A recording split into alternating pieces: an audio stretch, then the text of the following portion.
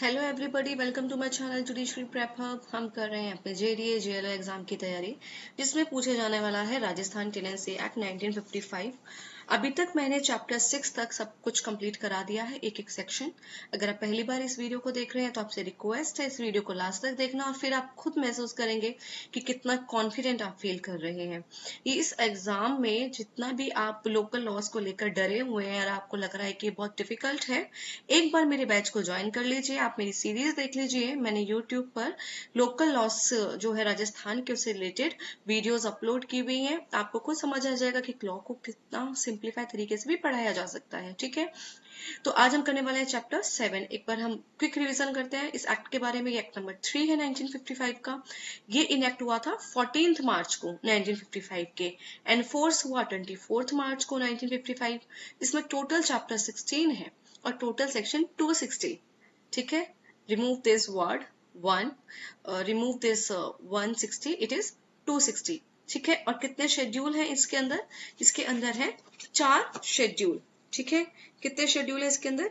4 schedule. अब हम करते हैं चैप्टर 7। ठीक है, और चैप्टर 7 किससे डील कर रहा है? चैप्टर 7 डील कर रहा है हमारा ट्रीज से। तो ये तो बहुत इजी है, इसको तो हम फटाफट से आज कवर कर लेंगे। देखिए, तो इसका जो सेक्शन 79 है वो किस बारे में बात कर रहा है? देखिए, अगर आपके पास अपना बेयर एक्ट है तो अपने साथ बेयर एक्ट लेके बैठ जाइए, और इस तरीके से आप जो है नोट्स बनाना। अगर आप देख रहे होंगे, मैंने ये जो कीवर्ड्स हैं, ठीक है, इसके सामने लिखे हुए हैं, आप भी इसी तरीके से नोट्स बनाना, ताकि जब हम रिवीजन करें तो आसानी रहे। मैं आपको बताती रहूंगी, आपको वो वर्ड लिखते जाना है। अब देखिए, सेक्शन 79 क्या बात कर रहा है। सेक्शन 79 कहता है टीनेंट्स के पास क्या राइट है। और टीनेंट्स के जो राइट है, उनके पास ये भी राइट है कि वो जो ट्रीज हैं उनको प्लांट कर सकते हैं। ठीक है, उनका प्लांटेशन कर सकते हैं। तो सेक्शन 79 का सबसेक्शन 1 क्या कहता है? उसने ये कहा कि अगर टेनेंट जो है ट्रीज को लगाना चाहते हैं तो वो लगा सकते हैं अपनी भूमि पर। ठीक है, कंडीशन क्या है? Trees must not reduce productivity. Trees लगाने से क्या है? उत्पादन कम नहीं होना चाहिए, यही कंडीशन है। नहीं तो आप क्या कर सकते हैं? टेनेंट आप जो है ट्रीज को लगा सकते हैं। टेनेंट मस्ट कंटिन्यू टू पे फुल रेंट। अगर टेनेंट अपनी मर्जी से ट्रीज लगाए, इसका मतलब ये नहीं लैंड जो लॉर्ड है उसका जो रेंट है उसको आप काट के देंगे कि हमने आपके ही तो लैंड पर ट्रीज लगाए। नहीं, आपको रेंट जो है फुल पे करना पड़ेगा। ठीक है, तो आप इसके अंदर लिख लीजिए कि इन केस अगर आप ट्रीज लगा रहे हैं तो आपको फुल रेंट तो पे करना होगा, सबसेक्शन 1 में। ठीक है, जैसे कि टीनेंट ने प्लांट किया नीम ट्रीज, लेकिन उससे क्रॉप्स अफेक्ट नहीं हो रही, ऐसा हो सकता है। कंडीशन क्या है फ्रॉम प्लांटिंग ट्रीज? कि वो उसकी जो प्रोडक्टिविटी है उसको रिड्यूस नहीं करना चाहिए। ठीक है, अब इसका सबसेक्शन 2। सबसेक्शन 2 क्या कहता है? सबसेक्शन 2 ने ये कहा, अगर ट्री अफेक्ट कर रहा है किसी और की लैंड को, तो अब अफेक्टेड पर्सन चाहे तो तहसीलदार को अप्लाई कर सकता है, और तहसीलदार फिर उस टेनेंट को बोलेगा नहीं भाई आप ये प्लांटेशन मत कीजिए, स्टॉप कर देगा उसको। और अगर प्लांटेशन हो गई है तो फिर ऑर्डर कर देगा कि इसे रिमूव किया जाए। ठीक है, जैसे कि आपने ट्रीज लगाए, अब इतने सारे ट्रीज लगा दिए गए कि जो नेबर की लैंड है उस पर सनलाइट नहीं पहुंच रही है। ठीक है, अब सनलाइट नहीं पहुंचेगी तो वो कैसे जो है अपनी लैंड पर कल्टीवेशन कर पाएगा? तो अब तहसीलदार ने ऑर्डर दे दिया कि इसको रिमूव किया जाए। तो बेसिकली किसके पास पावर है? तहसीलदार के पास यहाँ पर पावर है। ठीक है, तहसीलदार के पास क्या है? पावर है। इसको आप लिख लीजिए, रिमूवल की पावर किसके पास है? तहसीलदार के पास, सबसेक्शन 2 में। तो कौन डिस्प्यूट जो है डिसाइड कर रहा है? तहसीलदार। फिर सेक्शन 79 का A, trees on government land along road. ठीक है, तो जो टीनेंट है अगर वो चाहे तो ट्रीज क्या कर सकता है? ट्रीज को प्लांट कर सकता है on government land near road. जैसे कि अब गवर्नमेंट की लैंड है, ठीक है, और अब आपका जो टीनेंट है, ठीक है, अब जो गवर्नमेंट की लैंड है वो उसी के पास है, तो उस लैंड पर अगर टेनेंट चाहे तो ट्रीज को क्या कर सकता है? प्लांट कर सकता है। जैसे रोड है कोई, अब रोड है तो उसके साथ में गवर्नमेंट की लैंड है और वो गवर्नमेंट की लैंड टेनेंट ने ली हुई है, तो वो चाहे तो किनारे किनारे क्या है? पेड़ लगा सकता है, subject to the government condition. अब जो गवर्नमेंट की कंडीशन है उसको मानना पड़ेगा। और इस केस में ट्री किसके होंगे? इस केस में ट्री बिलोंग करेंगे टीनेंट के। ठीक है, तो tenant plant trees along road side, along road side near his field. तो ओनरशिप ऑफ सच ट्रीज किसकी रहेगी? टीनेंट की रहेगी। फिर है section 80, trees at commencement of act, अगर ट्रीज जो है खातेदार जो लैंड है, ठीक है, तो उस पर अगर आपने ट्रीज को प्लांट किया है तो वो टेनेंट के जो है ट्रीज माने जाएंगे। किसके माने जाएंगे वो ट्रीज? टेनेंट के माने जाएंगे। और यहाँ पर भी trees belong to tenant. Even government land government की है, टेनेंट ने लगा दिया तो ट्रीज हो गए टेनेंट के, ठीक है। उसी तरीके से खातेदार टेनेंट है, ठीक है, उसने ट्रीज लगा दिए, तो जो खातेदार लैंड है उस पे अगर ट्रीज लगा दिए तो वो ट्रीज किसके हैं? वो ट्रीज बिलोंग करेंगे टेनेंट के। If owned by another person, ठीक है, टेनेंट मस्ट पे कंपनसेशन। अगर जो अनदर पर्सन उसको ओन कर रहा है, इसका सबसेक्शन 2 एक बार सेक्शन 80 का प्रोविजो देखते हैं। Where that provided that where such trees are the property of any other person at the commencement of this act, such person shall be given compensation by the said tenant in accordance with the rules prescribed in that behalf। ठीक है, अब क्या है कि जो trees है, ठीक है, वो किसकी प्रॉपर्टी है? किसी और पर्सन की प्रॉपर्टी है। जब ये एक्ट आया उस टाइम पे जो ट्रीज थी वो किसी और की प्रॉपर्टी थी। अब टेनेंट ने वो लैंड ले लिया है या फिर किसी पर्सन ने उस जो है लैंड को ले लिया है, तो अब जब उसको लैंड को वो ले रहा है तो ट्रीज उसको साथ में मिल रहे हैं। इस केस में उस पर्सन को कंपनसेशन देना पड़ेगा, ठीक है।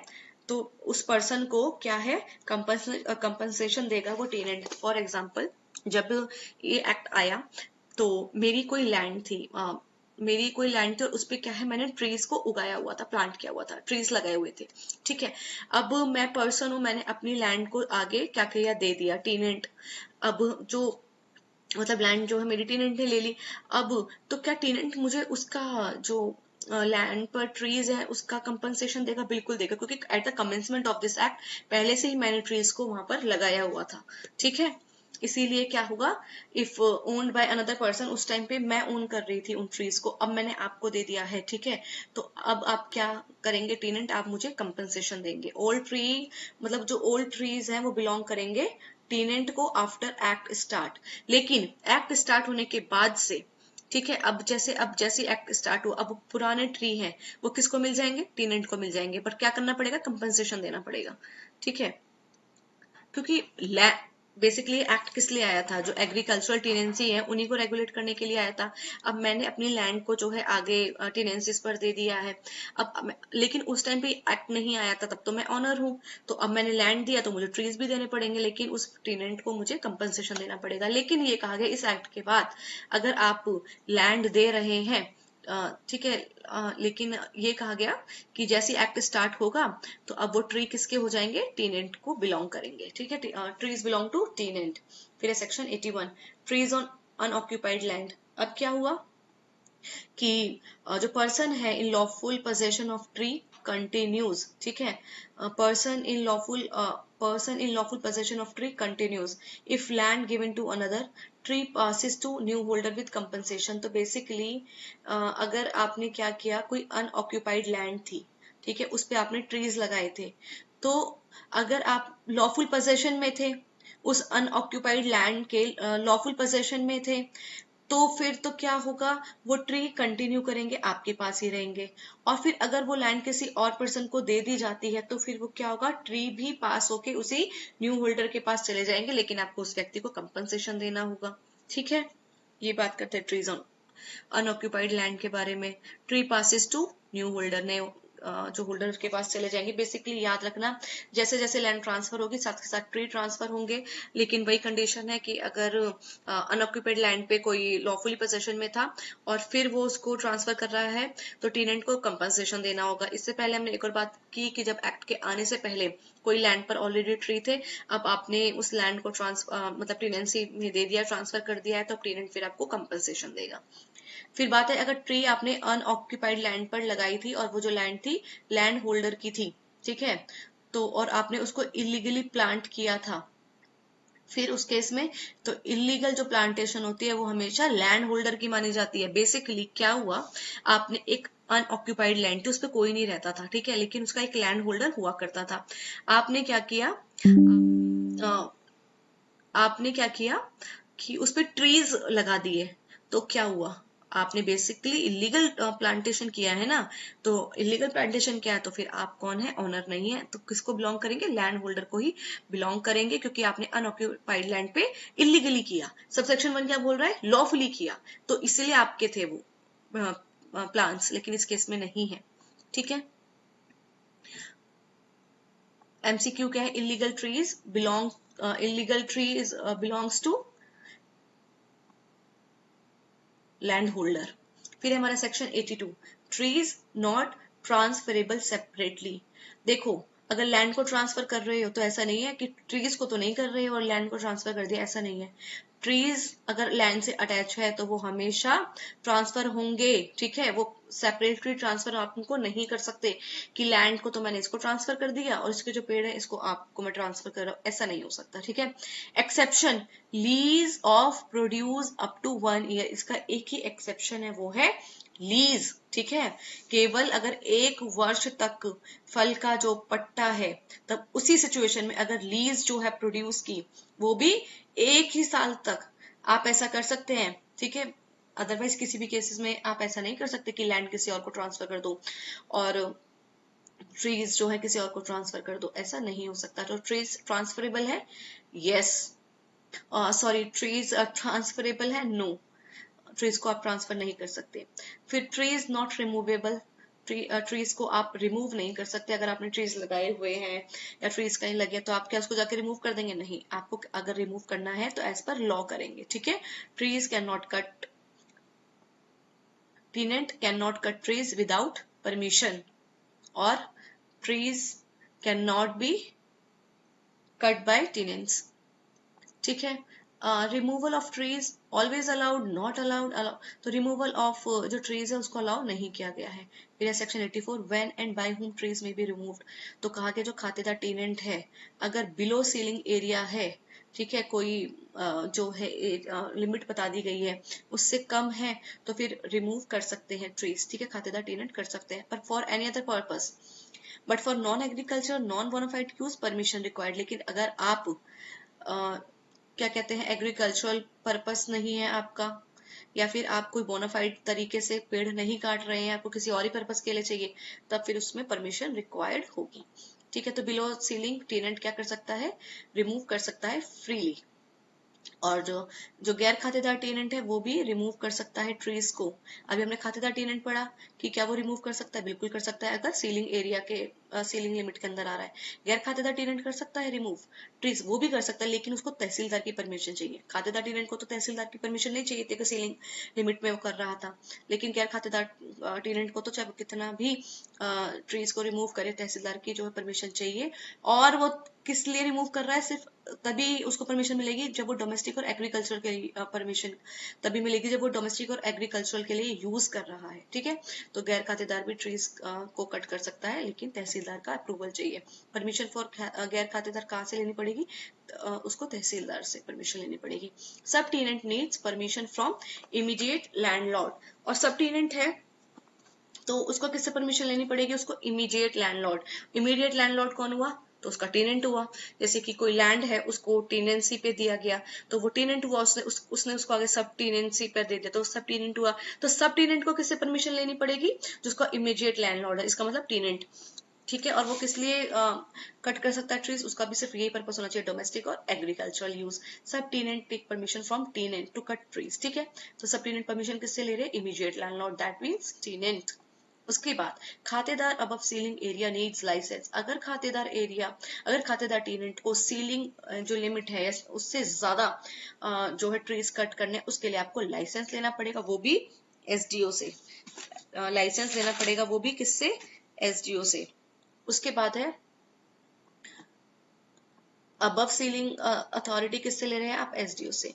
एसडीओ ग्रांट करता है लाइसेंस, पहले इंक्वायरी करेगा, ठीक है, फिर अगर आपने फी पे कर दी है, जो भी कंडीशंस वगैरह लगा के आपको एसडीओ लाइसेंस ग्रांट कर देगा कि ठीक है आप ट्रीज को कट कर सकते हैं। तो लाइसेंस कौन ग्रांट कर रहा है, एसडीओ ग्रांट कर रहा है। फिर है section not applicable to state government, जो ट्रीज व्रीज काटना, कैसे काटेंगे, कहाँ अप्लाई करना, ये स्टेट गवर्नमेंट पर अप्लाई नहीं होता है।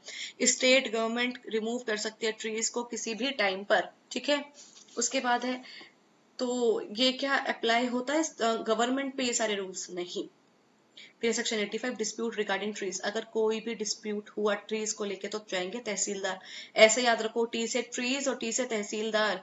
डिस्प्यूट हो गया, ठीक है, ट्रीज से रिलेटेड अगर आपका कोई डिस्प्यूट हो गया तो किसके पास जाएंगे आप जाएंगे तहसीलदार के पास। अच्छा ये बताओ, अगर इम्प्रूवमेंट से रिलेटेड कोई डिस्प्यूट हो गया तो कहाँ जाएंगे?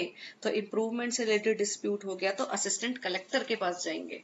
ये अथॉरिटीज याद रखना, ठीक है।